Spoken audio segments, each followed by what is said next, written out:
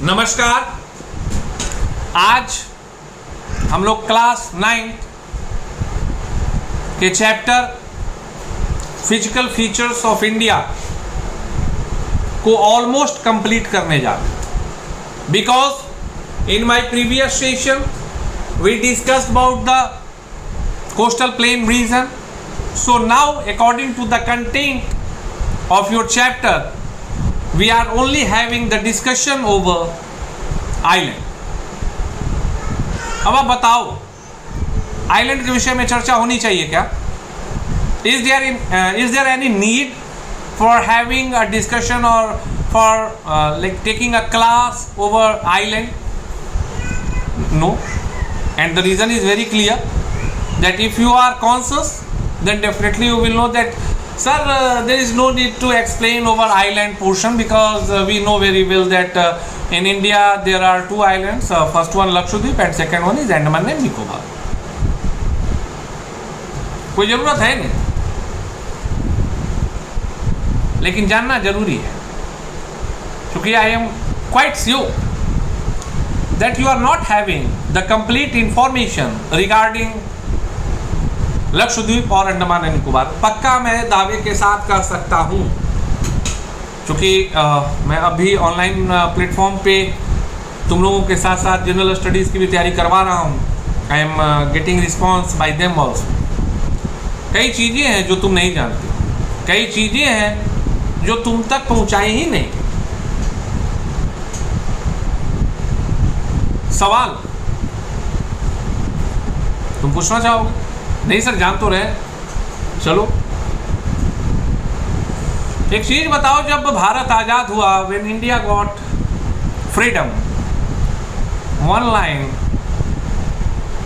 Which is very common, that British empire played a master game. उन्होंने एक बहुत बड़ा गेम खेला। उन्होंने भारत को आजाद कर दिया था, संपूर्ण भारत को आजाद कर दिया, जिसको एकीकृत करने का काम हमारे माननीय तत्कालीन गृह मंत्री श्रद्धेय सरदार वल्लभ भाई पटेल ने किया। मैं वस्तुतः और मैं तुम्हारे अंदर भी इस भावना को जागृत करने का प्रयास करूंगा कि अगर भारत शब्द सुनकर तुम्हारे अंदर गर्व की अनुभूति होती है तो तुमको यह चीज याद रखना है कि यह भारत मुझे न गांधी ने दिया है, न नेहरू ने दिया है, यह भारत मुझे सरदार वल्लभ भाई पटेल ने दिया है। जो भारत आज आप हम देखते हैं, यह सरदार की परिकल्पना थी, यह सरदार के प्रयासों का नतीजा था। वरना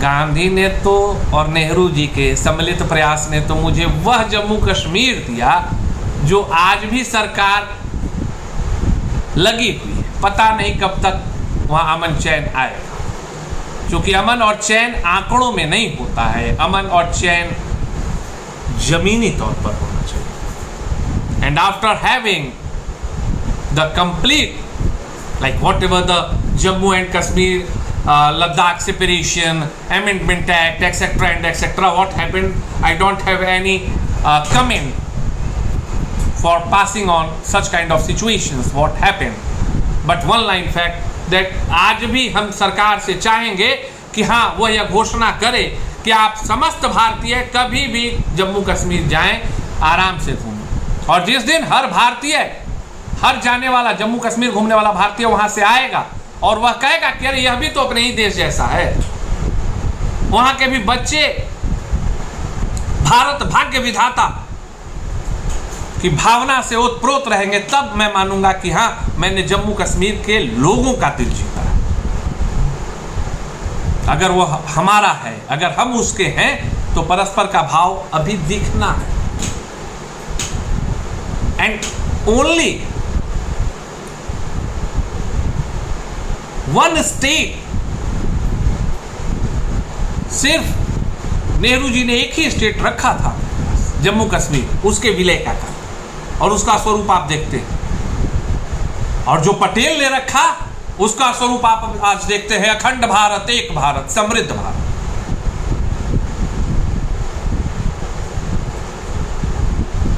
पॉलिटिकली जो भी हो, लेकिन मैं आधुनिक भारत का शिल्पकार सरदार वल्लभ भाई पटेल को मानता हूं। अब तुम सोच रहे होगे कि अरे सर, अब इस टॉपिक में regarding Lakshadweep and Andaman, why sir is like trying to explain about the property and creative work of सरदार वल्लभ भाई पटेल। कारण अब समझ में आएगा। अरब के सागर में मालाबार तट से नजदीक जो आइलैंड है उसको लक्षद्वीप कहते हैं। लेकिन जब भारत को पूरी तरह से आजाद कर अंग्रेज गए तो लक्षद्वीप भारत का हिस्सा कैसे बना, आपको जानकारी नहीं होगी। Quite sure, 100% sure that you are not having the information on this topic, that when that news came to the Sardar Vallabh Bhai Patel,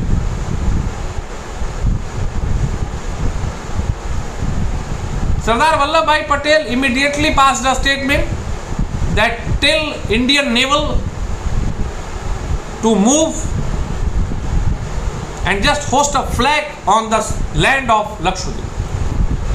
भारतीय जल सेना निकल पड़ती है मालाबार तटीय क्षेत्र से और वहां जाकर झंडा फहरा देते। 1 घंटे भी नहीं लगे थे, भारत के झंडा फहराने के 1 घंटा के अंदर ही पाकिस्तान की भी नेवल वहां पहुंच और उसने जब भारतीय झंडे को लगा देखा तो वापस लौटा।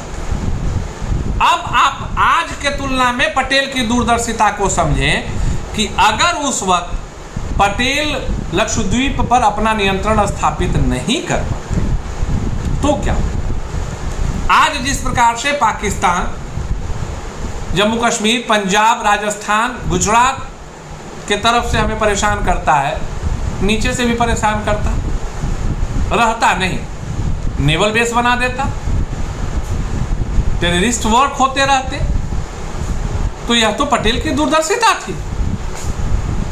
And that's why I was discussing over the work of सरदार।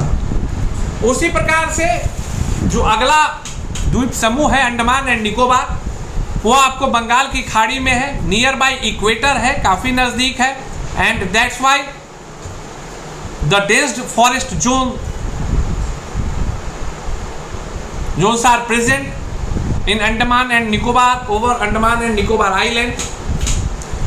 जो द्वीप समूह है उसके उत्तर वाले हिस्से को अंडमान और दक्षिण वाले हिस्से को निकोबार कर।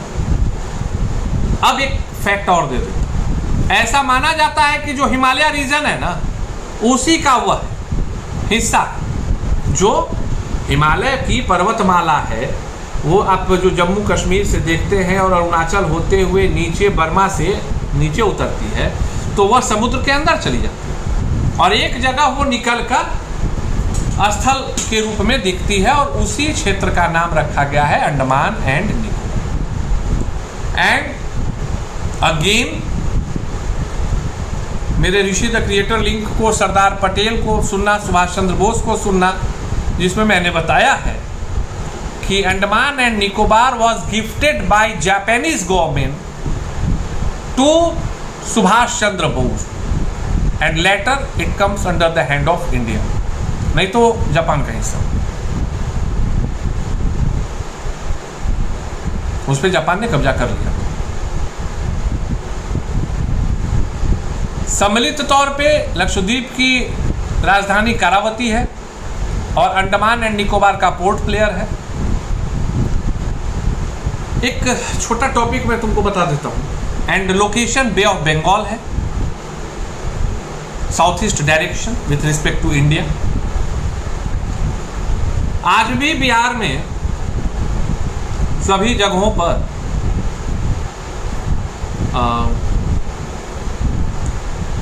Light system based traffic signal नहीं, लाल हरी पीली बत्ती वाली जो ट्रैफिक सिग्नल होती है वो बिहार में सभी जगहों पर नहीं है, और जहाँ है भी बहुत कम जगहों पर। पटना में ठीक है, बीच में तो काफ़ी ख़राब हो गया था।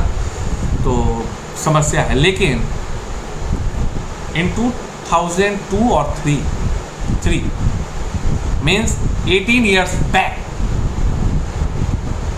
the system developed in the Andaman and Nicobar region was having such kind of features. उस वक्त वहाँ इस तरह की व्यवस्था थी, and it shows the policy of the government that how we are having a high focus over these islands, because we know that they are not directly attached with our mainland, so we have to take care of them.